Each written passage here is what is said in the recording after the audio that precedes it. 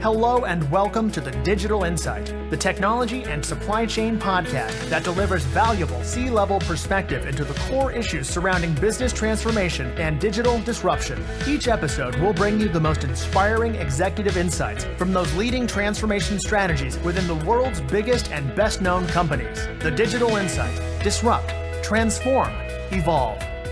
Welcome to the Digital Insight, the official podcast series for CPO Strategy and Interface magazines. In today's episode, I speak with Lisa Moyle, Director of Strategy at VC Innovations. Lisa discusses the disruptive market, that's financial services, and she explores what it means to seek out and embrace innovation, whether you're an incumbent or a startup. Lisa also discusses how VC Innovations works to enable businesses to demonstrate thought leadership and expertise, educate the market on new solutions and products, develop and maintain business relationships, and associate their brands to a community, theme, or subject. Lisa, welcome to the Digital Insight. Hello, how are you? I'm very well, thank you. And how are you? Very well, thank you. So thanks for joining us. As a way of obviously kicking things off then, so both myself and our listeners can get a bit more of a bigger picture as to who you are and what you've done. Can you give us a bit of an overview as to your career? Obviously, particularly from the perspective kind of operating in the tech space to how you find yourself in your current role. Yeah, absolutely. So I've worked for a number of years across the financial services sector for the last, say, probably 10 years, focusing specifically on innovation in the sector. So my experience ranges from leading the program at a city-based financial services innovation-focused think tank. I've also worked as head of financial services for Tech UK, and that entailed working on a broad range of policy initiatives, both at the UK and the European and international levels, focusing on ways to support innovation in financial services. I've also worked creating a program focused on fintech for a large media incumbent in the space, and that involved things like Finovate, which is a large event series, and creating programs focused on RegTech, InsurTech, payments, lots of areas that focus across the financial services sector and the ways in which technology was disrupting and changing the sector. In my most recent role, I'm Director of Strategy for a startup in the media space called VC Innovations. I'm also one of the co-founders. And what we do at VC Innovations is sort of take the model that's out there in supporting collaboration and partnerships and the incorporation of new technologies across the sector, from startups to large tech providers to incumbent financial institutions. And our philosophy is that there's a much better way of creating positive results. And that's the role that we see ourselves playing in the sector. Oh, fantastic. And you said yourself there, you have around 10 years experience. So while technology obviously has been disrupting far, much longer than the last 10 years, I do feel like those last 10 years has been a real sort of intense change. Like it's sort of the pace has picked up. This is a very broad question, but obviously looking over those last 10 years, then you've got great experience, in the UK, obviously across Europe and, on an international scale. What are some of the biggest changes that you've seen? So if you were to talk to yourself back then and to say, well, this is what's going to change, what would you say are some of the key changes that have really disrupted the market? Yeah, just to sort of note, my experience goes well beyond 10 years in the sector. The last 10 years of which, as you know, have been innovation focused. And I would definitely agree that the pace of change has increased dramatically. In terms of what I think some of the most significant changes are, I think it's the extent to which, speaking very broadly, the barriers to entry into the financial services sector have come down dramatically. Now, whether that's, and there's a combination of factors involved there, one of which is access to technology that enables you to kind of leverage that technology and create new businesses and so on. The cost of that has come down dramatically. In the UK in particular, I would say that there has been a concerted policy effort, which is being mirrored and replicated in many places around the world, to create more opportunities to enter the sector and ease that journey of innovators into what has been a largely closed sector dominated by a few large players. And obviously, one of the key things, and you've talked about, and obviously is a key focus of yours now, is innovation. And I speak to a number of people, both in the financial space, but also just in other industries, and it's a word that comes up a lot. And obviously, everybody has a different interpretation as to what innovation means for both their business and their industry. How would you define innovation? But because I guess there is no real one definition, because it is sort of different for everybody. But how would you sort of approach that idea of innovation from the perspective of, well, it will mean something different to everyone? Yeah, I mean, as you touched upon, the technology has been a key driver in the financial services sector always, right? Financial services sector for a long time, if you think about things like algorithmic trading and kind of, certain levels of automation within the industry has been happening for a very long time. I think the speed of adoption of technology has changed so rapidly, which has left some of the incumbent players behind because they're kind of unable to adapt to that speed of change as rapidly as a small, nimble startup. So I don't think innovation is just about technology. Technology is an enabler, but it's what you do with it. So if you're just going to do the same thing in the same way, but maybe, use some new technologies, to me, that's not real innovation. When you're offering consumers, businesses, what have you, new products that, yes, are enabled by technology that didn't exist previously, to me, that's real innovation, and then delivering it in a different way. So it's really about the impact rather than how you do it. And something I always like to ask as well is somebody obviously who's in that space, who's living, breathing that space, is how important is it, and also how do you achieve this, to stay on top of exactly just so much that's going on? So, there's so much disruption. You've said yourself, like, incumbents might fall behind because they just don't quite have that agility, and they just don't quite have it, that sort of infrastructure to adopt these changes. How important is it as a professional to keep your finger on the pulse so that you know what's going on, you can stay ahead and you can adapt and embrace this, whether it is technology, whether it is a different form of innovation? Yeah, I mean, it's crucial. You can see in industries where, incumbent players, whether it's in financial services or other industries, haven't adapted. They find themselves out of business. Blockbuster is a great example of that. You can look at the kind of digital camera industry. So I think there's lots of examples throughout history of companies that, even if they've seen what's coming down the line, haven't been able to adapt or refocus their industry in a way that, allows them to continue and succeed. So it's obviously crucial. And again, technology is part of that, but it can be driven by so many macro factors, whether it's demographic shifts, shifts in preferences, the ways in which people organize themselves and go about their daily lives, the way they work, how they live. So obviously, as someone who's in business, these are the kind of things that you're tracking all the time. And technology is an important driver. So absolutely crucial. How you do that, I think is where the business, that I'm involved in plays a role. I was just about to say, it's a challenge. It's a challenge because, none of us know everything that's coming down the line. We make educated judgments based on what's in front of us. But, in an industry, especially where technology is accelerating the rate of change, it's absolutely crucial to stay on top of what's coming down the pipe. And you sort of took the question out of my mouth there when I was going to say, of course, then how much does the industry need to rely on working together a bit differently and embracing different forms of partnerships and different forms of relationships? And I guess, like you say, that's where VC Innovations comes in. So to kind of phrase that in a very broad question, what role will VC Innovations look to continue to play in this sort of disruptive and transformative time? Yeah, I mean, I think what we like to, how we like to kind of frame the way that we work is that, we work with key stakeholders from across the industry, whether they're startups, large technology providers, incumbent financial institutions, and so on.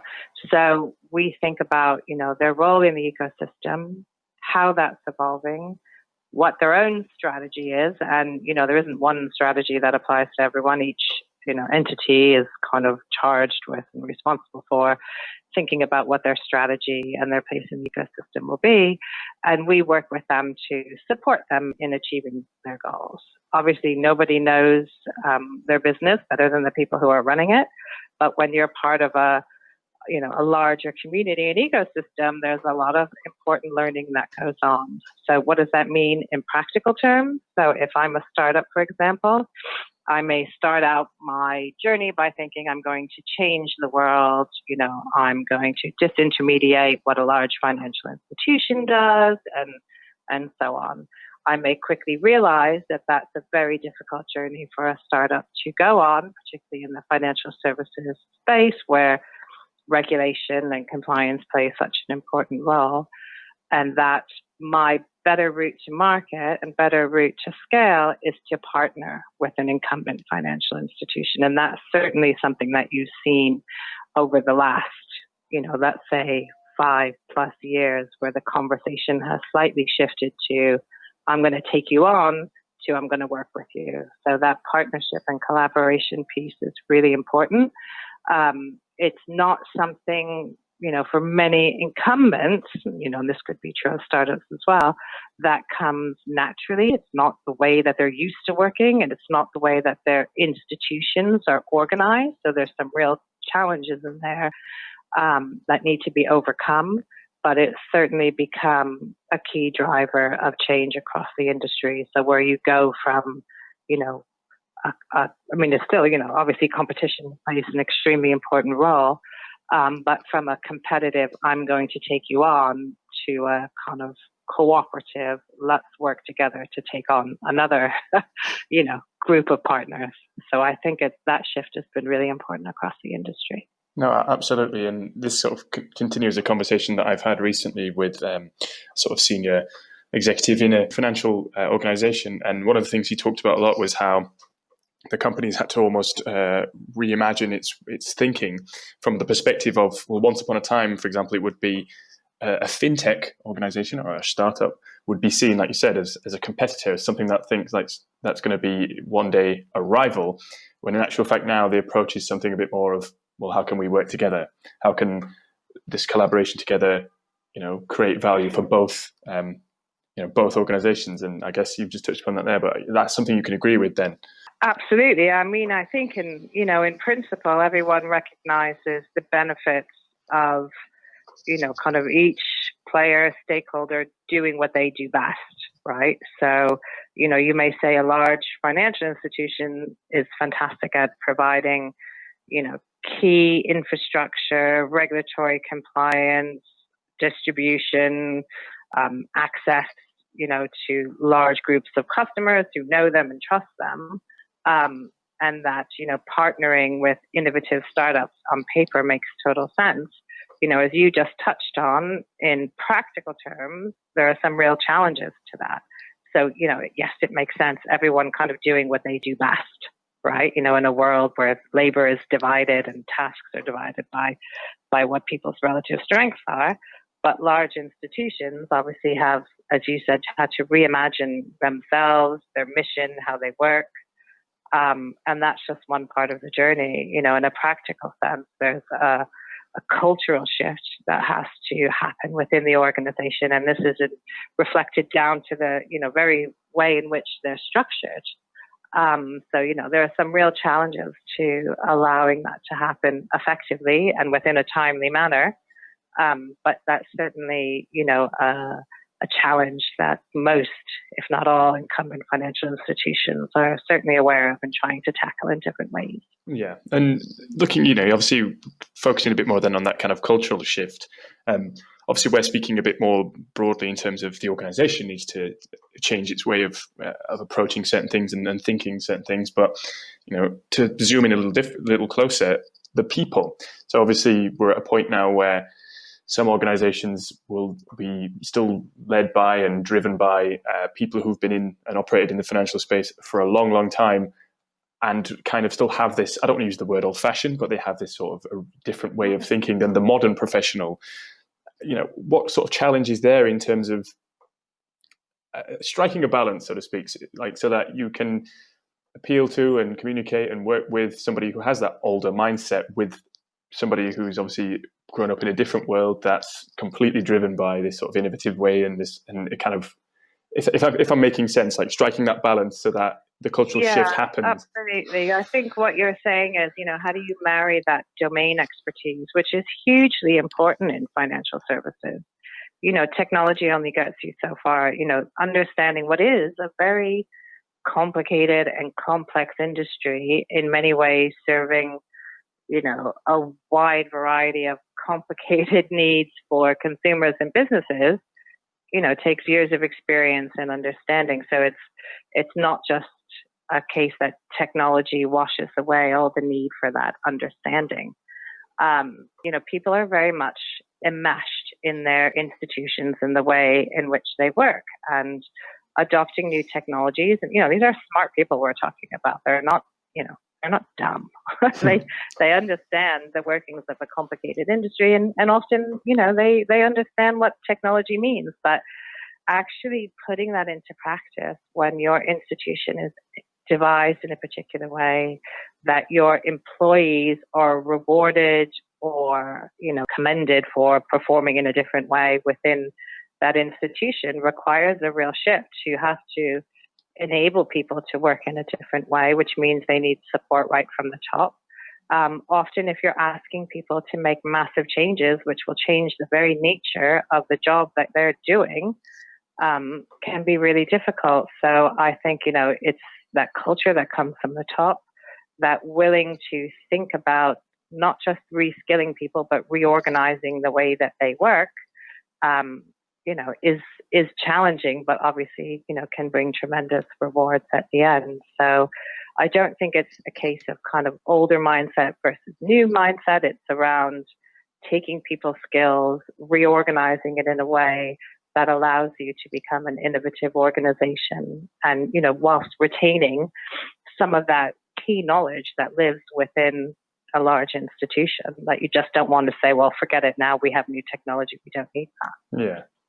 And this is something that I've sort of come across only slightly, but it's still something that exists in the world. And I'm always curious to ask people like yourself in this position is, obviously companies and organizations, they have these end goals that they want to embrace innovation. They want to change their way. They want to embrace this new world and, and be a better business around new technologies, new ways of working, like, again, following what you just said, a new culture. But is there a risk in terms of some companies may look to do that and not make the right decisions, so that they want to do it because, well, that's what the industry is doing, and not because it's right for what they want to do and what they want to achieve? Yeah, I think that kind of change is always risky, but not changing is probably more risky. Ultimately, what we're talking about here is the ability to deliver, hopefully, it's no guarantee, better products and services at a lower cost. So incumbent financial institutions come with, a history of data and understanding their customers and being enmeshed in particular communities. They don't always use that knowledge to best effect, but, not moving is not an option.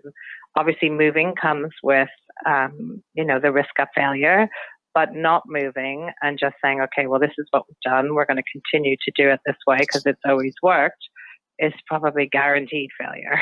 So, standing still really in this type of tech-driven world is really not an option, and in addition, the world is always changing. As I said earlier, the way people work, the way they organize themselves, the way they live, there are always these overarching trends that any business has to stay aware of, stay on top of, because, inertia never really works out really well. No, absolutely. And then sort of tying this all back into VC innovations, then how do you as a company then, obviously it's about creating these ecosystems, it's about partnerships. how do you deliver that then? If you talk to me sort of the I don't want to say the standard, but the kind of the way in which you would work closely with a business or businesses and deliver what it is VC Innovations delivers for that, that business and that ecosystem. Yeah. We tend to frame what we do around kind of three key levers. So one is around content. We feel that the message of what you do as a business and what you're trying to achieve in this kind of online digital world is driven by content, right? Not just, being hit with sales messages or billboards, that's still part of everyone's strategy, but that kind of informed thought leadership that's underpinned by content. So we work with our partners first and foremost on a content strategy, whether, that involves thought leadership pieces, reports, what have you, and support them in reaching that group of people that they want to receive that message, right? So not just throwing it out there into the ether. So everything we do is underpinned by content. And we say, as we would say, content is what helps drive the creation of communities. So, for example, we worked on something called FinTech for Life earlier this year, which we launched, which is around innovation for the over 55. So we would use content working with a variety of stakeholders and clients to kind of drive interest and ignite the imagination of would-be innovators and people who are already in that space to think about this target market of the over 55s who are often kind of overlooked by innovators.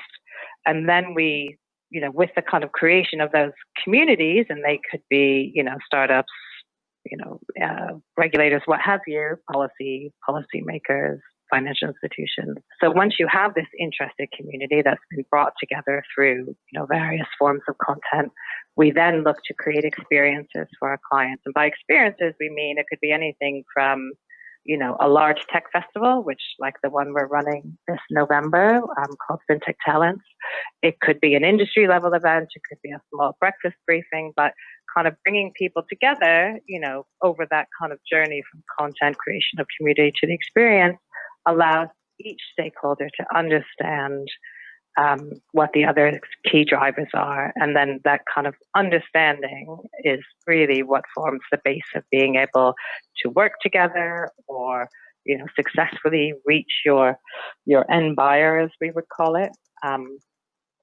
So that's a really important way that we think that drives the ecosystem closer together. Yeah. And, you've said it earlier on yourself, there's no one right way of achieving success. There's no one, correct way that's everyone can say this is the one way that's definitely going to guarantee, exactly what we want to achieve. So how important is it then to, from an industry perspective, to create a situation and create an environment where these conversations can happen, where these people are coming together and sharing this knowledge, so that, how important is it to have that? Yeah, I mean, it won't surprise you to find out that I think it's crucial. There is no, single path to success. Understanding your industry, and we touched on this earlier, is, a constant and never-ending project. And, these kind of industry events and beyond, and content and all the other stuff is a really important way of doing that. Information, understanding, all of that is driven by human interaction and seeing what else is out there. Moving backwards a bit in a world following the financial crisis, I think this diversity of institutions and diversity in ways in which you can do things is much better and much healthier for the industry, right? One of the things that really became apparent after the crisis was having an industry dominated by a few large institutions is inherently risky, right? So having a much more diverse and, I would hope, resilient industry is better for the economy at large, for the consumers and businesses that operate in it. And from the perspective of, obviously, you as a business, as VC Innovations, how do you sort of take key learnings away from it so that what you deliver next time and the time after that, and for future clients and obviously existing clients, is obviously current, it's relevant, but also I don't use the word stale, but you're continuously improving your own offering. Yeah, no, I think that's a great question. And it's why we're doing what we do, because, each of us comes from, each member of our team has a tremendous amount of experience from across the sector. Like myself, I come from a kind of policy background. We have our director of content who has been reporting on the industry for 20 odd years. So I think that experience is a good starting point. But again, as you said, we don't stand still. What people want, the way they come together is definitely changing. So, we ourselves try to keep on top of that. The kind of experience people expect and want is changing. So we make a very conscious effort to try out new formats, experiment with stuff, speak to our community regularly to kind of get their feedback on what's useful, what's not, what they're looking for. So I think like any other business, we are, of course, we are more so focused on trying to keep ahead of that. No, absolutely. And one thing actually you mentioned, end buyer, which I guess, to put that broadly, essentially a business's customer, is obviously in the talk, in all this conversation about embracing change, in transforming, in doing things differently, in investing in technology. How important is it for these businesses to keep their end customers, their end consumers, their buyers, whoever it may be, not necessarily involved directly, but obviously at the heart of their decision making, so that what they're doing isn't just for their own, for the bottom line, or isn't just to serve the business, it's also to better serve whoever their customer may be. Yeah, absolutely. I mean, I think if you're, whatever you're doing, whatever business you're in, whatever industry you're in, if your end customer is not at the heart of what you do, you might as well just down tools and go home, because ultimately, in a world where customer loyalty is certainly not what it was, you won't be successful in the long term. And, as soon as people have the ability to leave you, they will, right? And that's one thing that technology certainly makes easier across any number of industries. So I think any business that doesn't keep their end customer at the heart of what they do is, not on the end of a winning strategy. One of the things that we think is crucial to the industry, and this is just, maybe touching a little bit on FinTech Talents, which is happening in November, is to also think about your talent pipeline and the future of talent. So we open our doors for FinTech Talents to over 500 students, I think, this year, from across almost 30 universities. And we do that so that this kind of next generation of talent gets an opportunity to experience the industry and all of the exciting things that are going on with it. So it's not a recruitment fair. It's really an opportunity for people to come and think, hey, maybe Google and Facebook aren't the only exciting places, where I can work when I graduate. Look at the ways in which financial services is changing rapidly, using all the kind of cool technologies that I'm learning about. And I think you also have to constantly think about, refreshing that talent pipeline and ensuring that the skills that will be needed in your industry today, tomorrow, and beyond are, something that you're constantly thinking about. I guess, again, this is a question that I ask of everyone. So it's, no answer is obviously going to be the same. And I'm not here to trick you out or catch you out. It's just, I like to get sort of a unique insight. As my final question then really is, so if you could offer sort of one piece of advice, if it was, even if it's just something as simple as, say, keep improving, to somebody who comes to you right now and I guess it's also what VC Innovations is all about, but if someone was to sort of say that they're looking to embark on a journey of change, they're looking to sort of embrace innovation, they want to embark on one of these journeys, what's one thing you would tell them at the very start about how, not necessarily to achieve success, but how to sort of ensure that they're going in the right direction? Yeah, I mean, I think, I would take a good hard look at who's been successful, but probably even more importantly, who hasn't, and understand, where it fell over for them. I think stories of failure are in many ways so much more educational than stories of success. And, always, always, always have your end customer needs at heart. And then, there's lots of different ways to get there. And you have to be willing to kind of accept the fact that standing still isn't an option and that there will be a level of risk involved. And then surround yourself with people who will challenge you all the time on how on how you complete that journey or even start that journey. And I guess my final question for you then is, where can people find out? Where's the best source of information to find out about VC Innovations and everything that it does? Yeah, I mean, obviously, we have a wonderful website, vcinnovations.co.uk, that outlines what we do as a business. But I would say the best place to see, the kind of best of what we do in terms of bringing the industry together is at FinTech Talents this November, which is running the 11th to the 13th at Printworks. And, there we will be bringing together all the key stakeholders from across the industry that we've touched on, from startups to large incumbents and everyone in between.